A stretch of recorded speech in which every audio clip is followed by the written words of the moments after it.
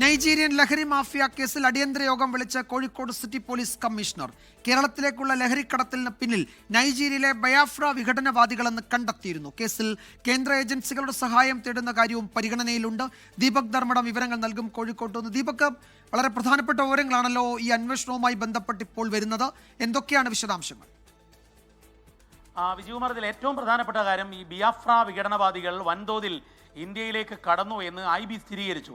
അത് വിവിധ സംസ്ഥാനങ്ങൾ, അതായത് വളരെ മനോഹരമായ സംസ്ഥാനങ്ങൾ, കേരളം, ഹിമാചൽ, മിസോറാം തുടങ്ങിയ സംസ്ഥാനങ്ങൾ അവർ ലൊക്കേറ്റ് ചെയ്തു. ഇവരുടെ ഏറ്റവും പ്രധാനപ്പെട്ട ഫാക്ടറി ഹരിയാനയിൽ പ്രവർത്തിക്കുന്നു. നേപ്പാളിലേക്കുൾപ്പെടെ ഇവർ കൃത്യമായി ലഹരി ഈ വിഘടനവാദികളുടെ ശൃംഖല ഉപയോഗിച്ച് വിതരണം ചെയ്യുകയും ചെയ്യുന്നു. മാത്രവുമല്ല, രാജ്യത്തിൻ്റെ അതിർത്തി പ്രദേശങ്ങളിലെല്ലാം തന്നെ ഇവർക്ക് കരിയർമാർ ഉണ്ട് എന്നുള്ളത് കൂടി കണ്ടെത്തുന്നു. ഹൈദരാബാദിൽ നിന്നും IB സംഘം വന്നു.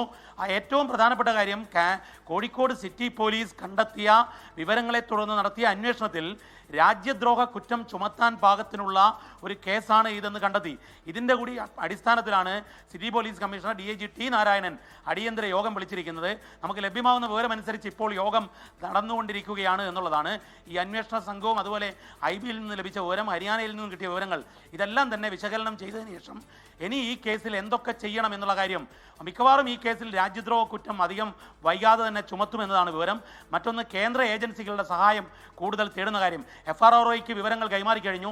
FRROന്റെ റിപ്പോർട്ടിന് വേണ്ടി കേരള പോലീസ് ശ്രമിക്കുകയാണ്. മറ്റു കാര്യങ്ങൾ കൂടി പോലീസ് കണ്ടെത്തിയ ശേഷമായിരിക്കും ഈ രാജ്യദ്രോഹ കുറ്റം ചുമത്തുക. അതിൻ്റെ ഭാഗമായാണ് അടിയന്തര യോഗം വിളിച്ചത്. വിജയകുമാർ. യെസ്, നൈജീരിയയിലെ ബയാഫ്ര വിഘടനവാദികളാണ് ലഹരിക്കടത്തിന് പിന്നിൽ എന്ന വിവരം വ്യക്തമായിട്ടുണ്ട്. ഇതിന്റെ അടിസ്ഥാനത്തിൽ സ്വീകരിക്കേണ്ട തുടർ നടപടികൾ പരിശോധിക്കുന്നതിന് വേണ്ടിയാണ് ഉന്നതതല യോഗം ഇപ്പോൾ പുരോഗമിക്കുന്നത്. ദീപക് ധർമ്മടമാണ് വിവരങ്ങൾ നൽകിയത് കോഴിക്കോട്ട് നിന്ന്. ലോകത്തെവിടെയായാലും ഏത് സമയത്തും 24 വാർത്തകളും ഓഗ്മെന്റഡ് റിയാലിറ്റി പാക്കേജുകളും എക്സ്പ്ലെയിനറുകളും വിശദമായി കാണാൻ ഞങ്ങളുടെ YouTube ചാനൽ നിങ്ങൾക്ക് സബ്സ്ക്രൈബ് ചെയ്യാം.